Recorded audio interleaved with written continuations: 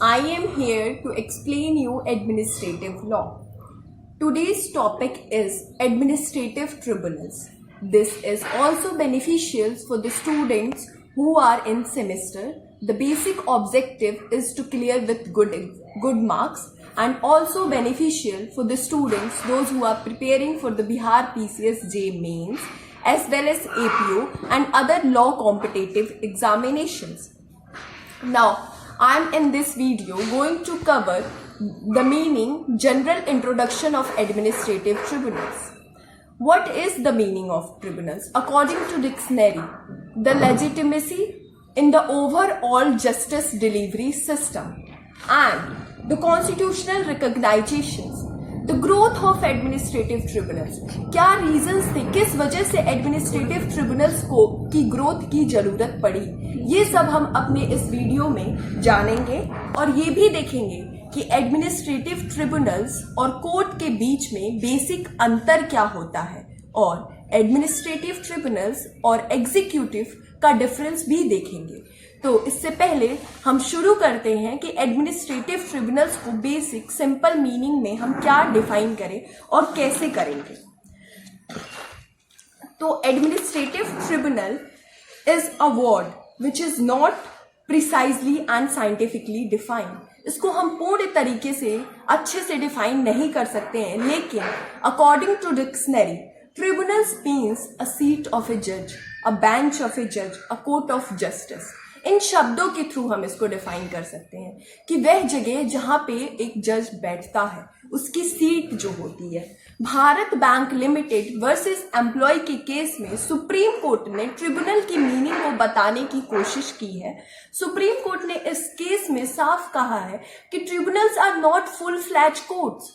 वो पूर्णतः कोर्ट का रूप नहीं होते हैं, लेकिन उसमें कुछ कैरेक्टरिस्टिक्स कोर्ट्स के होते हैं, प्रोसीजर्स की कैरेक्टरिस्टिक्स को इनहेरिट करते हैं। वो क्वाशी जुडिशियल फंक्शंस को परफॉर्म करते हैं, जो कि प्योरली एडमिनिस्ट्रेटिव फंक्शन से उनको अलग करती है। कॉन्स्टिट्यूशनल रिकॉग्नाइजेशंस हम ट्रिब्यूनल के बारे में जानेंगे। जो स्टेटस ऑफ ट्रिब्यूनल्स है वो रिकॉग्नाइज किया गया है कॉन्स्टिट्यूशन के आर्टिकल 136 के तहत, जो पावर देता है सुप्रीम कोर्ट को special leave to appeal from the judgment और अ डिक्री और अ ऑर्डर। आर्टिकल 227 ये एम्पावर करता है हाई कोर्ट्स को कि उनके जुरिडिक्शंस में जो ट्रिब्यूनल्स आते हैं उस पे वो अपने चेक कर सके, वो अपने पावर्स का एक्सरसाइज कर सके। वहीं पे हम आर्टिकल 323 और 323B जो है वो इसकी कॉन्स्टिट्यूशनल स्टेबिलिटी ये इंसर्ट किया गया पार्लियामेंट में ये clause for the disputes which are related between the parties. दो पक्षकारों के बीच के विवादों को सुलझाने के लिए ट्रिब्यूनल्स का गठन किया गया और for the settlement of disputes, adjudication of matters. ये सब जनरल इंट्रोडक्शंस जो ट्रिब्यूनल्स के बारे में बताते हैं। अब ना हम ये देखेंगे कि administrative tribunals in overall justice delivery system. Administrative tribunals का क्या रोल होता है हमारे जस्टिस डिलीवरी सिस्टम में। तो जैसा कि हम सभी जानते हैं कि आर्टिकल 21 का जो उद्देश्य है, सभी को सस्ता और अच्छा न्याय मिलना चाहिए, स्पीडी जस्टिस की बात करता है। लेकिन ड्यू टू द टेक्निकलिटीज और डिले और फेयर जस्टिस कहीं ना कहीं लोगों को नहीं मिल पाता है, तो इस वजह से हम ट्रिब्यूनल के गठन की आवश्यकता पड़ी। तो इसी के साथ हम ये भी देख लेंगे कि reasons for the growth of administrative tribunals, क्यों एडमिनिस्ट्रेटिव ट्रिब्यूनल्स की ग्रोथ की आवश्यकता पड़ती है, क्यों इसको बढ़ाने की जरूरत है।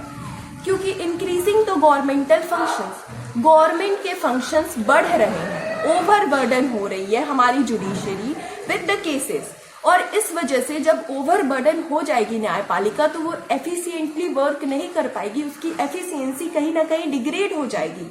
उस चीज के लिए हमें एडमिनिस्ट्रेटिव ट्रिब्यूनल्स की गठन की आवश्यकता पड़ी। अब दूसरे पॉइंट्स को हम देखते हैं कि ट्रेडिशनल जुडिशियल सिस्टम जो है हमारा कहीं ना कहीं वो इनएडिक्वेट साबित हो रहा है, वो डिस्प्यूट्स को सेटल करने में कहीं ना कहीं सक्षम नहीं हो पा रहा है। तो इस वजह से हमें आज के समय पे जरूरत है कि हम फास्ट ट्रैक कोर्ट्स, ट्रिब्यूनल्स का गठन करें, कि एक्सपर्ट ओपिनियन ले, हमारी जुडिशरी जो ओवरबर्डन है उससे हम उसको बचाएं, कि इम्पॉर्टेंट मैटर्स जो है एक्सपर्ट ओपिनियन से उसका जल्दी से जल्दी निस्तारण हो सके। Court of law deal with the cases came before applying. अब ट्रेडिशनल कोर्ट जो है उसमें हम देखेंगे कि administrative reasons for the growth of administrative tribunals हम पढ़ रहे थे, जिसमें हम आगे के पॉइंट्स को देखेंगे। ये कहा जा सकता है कि on functional point of view it is not possible for the court of law to take their actions on the basis of technicality और कॉम्प्लेक्सिटी। तो ये कॉम्प्लेक्स प्रॉब्लम्स को सॉल्व नहीं कर पाते हैं, उसके लिए वो प्रैक्टिकल मेजर्स को इम्प्लीमेंट करते हैं। और वहीं पे हम एडमिनिस्ट्रेटिव ट्रिब्यूनल्स को देखें तो ये फॉर्मेलिटी को इग्नोर करके लेजिस्लेटिव अप्रोच को अपनाते हैं, थ्योरेटिकल अप्रोच को इग्नोर करते हैं और मोर कॉम्प्लेक्स प्रॉब्लम्स को विथ टेक्निकलिटी और एक्सपर्ट ओपिनियन के साथ सॉल्व करते हैं। एडमिनिस्ट्रेटिव अथॉरिटीज जो है प्रिवेंटिव मेजर्स लेते हैं, जैसे कि लाइसेंसिंग, रेट फिक्स करना, ये सब एडमिनिस्ट्रेटिव एजेंसीज आसानी से काम कर सकते हैं। लेकिन कोर्ट ऑफ लॉ में कोर्ट को वेट करना पड़ता है जब तक कोई पार्टीज इस पे कोई डिस्प्यूट लेके ना आए, तब तक कोर्ट इस पे रेट फिक्स नहीं कर सकती और फैसला नहीं दे सकती है।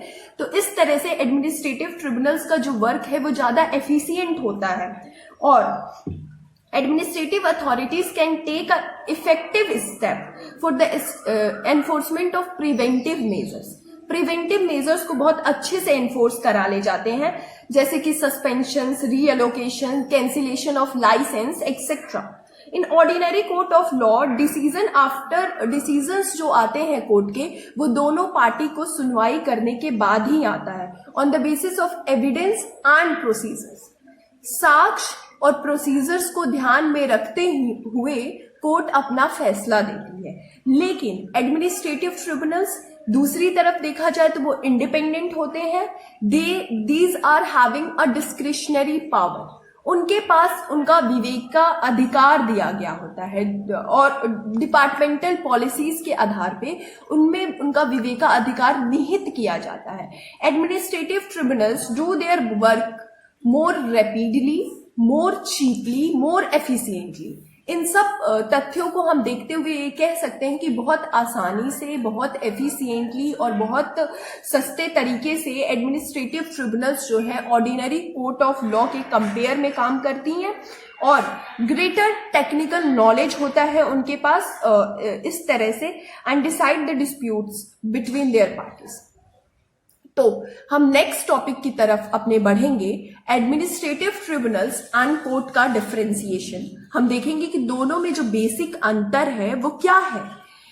Administrative tribunals are similar in certain aspects. ये कहा जाता है कि वो कुछ हद तक कोर्ट से सिमिलर होते हैं, लेकिन पूर्णतः कोर्ट नहीं होते हैं। Both of establish by the states, दोनों राज्यों के द्वारा एस्टैब्लिश किए जाते हैं। दोनों में जुडिशियल पावर्स को इन्वेस्ट किया जाता है, which having a permanent existence. They are adjudicatory bodies. कहा जा सकता है, एक केस आया था जिसमें डिफाइन करने की कोशिश की गई है। Associated cement company limited versus PN Sharma के केस में जो बेसिक फंडामेंटल फीचर्स हैं दोनों के कॉमन है, सुप्रीम कोर्ट ने ये बताया था। Tribunals in discharge their judicial functions, दोनों का ऑब्जेक्टिव एक ही है कि वो जुडिशियल फंक्शंस को डिस्चार्ज करते हैं, एक्सरसाइज देयर जुडिशियल पावर्स को एक्सरसाइज करते हैं, जो कि सॉवरेन स्टेट के द्वारा उसमें निहित किया जाता है। अब हम इससे ये कह सकते हैं, कंक्लूजन निकाल सकते हैं कि all the courts are tribunals. सारे के सारे कोर्ट्स जो हैं वो ट्रिब्यूनल्स हो सकते हैं, but not all the tribunals are court. लेकिन सब के सब ट्रिब्यूनल्स जो हैं वो कोर्ट की परिभाषा में शामिल नहीं हो सकते हैं। अब बेसिक हम डिफरेंसेस को देखेंगे एज लॉर्ड ग्रे ने स्टेट्स। लॉर्ड ग्रे ने अपनी साफ शब्दों में कहा था कि administrative tribunals perform the hybrid functions, वो हाइब्रिड फंक्शंस को परफॉर्म करते हैं। Where is ordinary court of law judicial power का एक्सरसाइज करते वक्त all suits of civil nature के सारे सूट्स को डिसाइड्स करता है। Administrative tribunals have power to try the special authority के द्वारा वो अपने मैटर को सुलझाने की कोशिश करते हैं। जजेस of ordinary court of law are independent of their executive in respect of their tenure, terms and conditions of the services.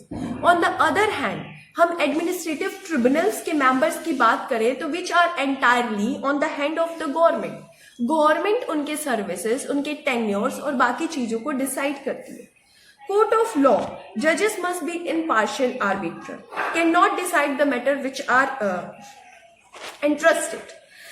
तो इस तरह से हम कह सकते हैं कि administrative tribunals on the other hand may partially to the disputes deciding by it. A court of law bound by the precedent. Court of law precedent से बाउंड होता है, प्रिंसिपल ऑफ रेस जुडिकाटा से bound होता है और estoppel से bound होता है। और administrative tribunals is not strictly bound by the rules of evidence and procedures. एक तरफ से कोर्ट्स जो ऑर्डिनरी कोर्ट्स है वो कहीं ना कहीं अपने रूल्स, रेगुलेशंस, स्टॉपेल्स, रेस जुडिकाटा से बाइंडेड होते हैं और हम एडमिनिस्ट्रेटिव ट्रिब्यूनल्स को देखें तो वो ज्यादा इंडिपेंडेंट होते हैं। इसीलिए उनका डिसीजंस जो है एफिशिएंट वर्क करता है, स्पीडी होता है, जल्दी न्याय आता है। All the courts of law can decide the virus of legislation, administrative tribunals can not do so. Whereas the prerogative writs of certiorari and provision is available against the decisions of administrative tribunals। यहाँ पे मैं आपको बताऊंगी कि जो दो Ritz हैं, provision और सेसोरी, ये दोनों एडमिनिस्ट्रेटिव ट्रिब्यूनल्स के डिसीजंस के अगेंस्ट आप इससे रिट इशू करा सकते हैं सुप्रीम कोर्ट के आर्टिकल 32 के तहत और हाई कोर्ट में आर्टिकल 226 के तहत। अब मैं आप लोगों को इन रिट्स ये सिसोरी और प्रोविजन के बारे में बताऊंगी। प्रोविजन एक प्रतिबंध लगाता है, वो आपको रोकता है। It is a order which pass by the Supreme Court और High Court against lower court during the pendency of suits. वो जब वाद चल रहा होता है तो उस समय फैसले को आने during the pendency of suit का जो टाइम पीरियड है उसी समय रोकता है किसी भी डिसीजन को कोर्ट से लेने से पहले। और सेसोरी को हम देखेंगे तो दोनों में एक माइनर सा डिफरेंस है कि ये भी एक हायर कोर्ट लोअर कोर्ट के अगेंस्ट रिट याचिका जारी करती है कि ये फाइनलिटी ऑफ ऑर्डर्स, ये ऑर्डर्स आ जाते हैं तो उन ऑर्डर्स को क्वेश करने के लिए ये रिट का इशू किया जाता है। तो इस तरह से ये दोनों रिट्स जो है वो ट्रिब्यूनल्स के अगेंस्ट इशू किए जा सकते हैं। एडमिनिस्ट्रेटिव ट्रिब्यूनल्स इंडिपेंडेंट होते हैं, they are not subject to any administrative interference. वो किसी एडमिनिस्ट्रेटिव इंटरफेरेंस के सब्जेक्ट के तहत नहीं आते in discharge their judicial functions. जब वो अपने जुडिशियल फंक्शंस को डिस्चार्ज कर रहे होते हैं, वो फॉलो कर रहे होते हैं, तो किसी भी तरह से उसमें इंटरफेरेंस नहीं आता है।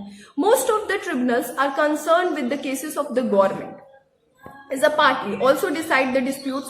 लेकिन ऐसा नहीं कहा जा सकता है कि ये दो पक्षकारों के बीच के डिस्प्यूट्स को रिजॉल्व नहीं कर सकते। जैसा कि हम एग्जाम्पल के तहत इलेक्शंस ट्रिब्यूनल्स को देख सकते हैं, रेंट ट्रिब्यूनल्स को देख सकते हैं, industrial tribunals etcetera. On the other hand, income tax appellate tribunals always decide the disputes between the government and assessee. The decisions of most of the tribunals are the fact of judicial. ये जो decision होता है administrative tribunals का वो ज्यादातर judicial होता है rather than administrative. Administrative होने के बजाय ये जुडिशियल डिसीजंस होता है। As much as they are the records and the findings of the facts objectively they can apply without the regards of executive policy, though the discretion conferred on them to be exercised objectively and judicially. Now ये हम इस तरह से आपको हम इन दोनों का basic अंतर यहाँ पे क्लियर कर चुके हैं कि एडमिनिस्ट्रेटिव ट्रिब्यूनल्स और कोर्ट में क्या डिफरेंशिएशन है. If you like my video then please do like, subscribe and comment. और आपको कोई और भी इससे ज़रूरी इंफॉर्मेशन चाहिए होगी या नोट्स चाहिए होंगे या किसी और टॉपिक पे आपको वीडियोस चाहिए होंगी, please do comment in comment session. Thank you so much.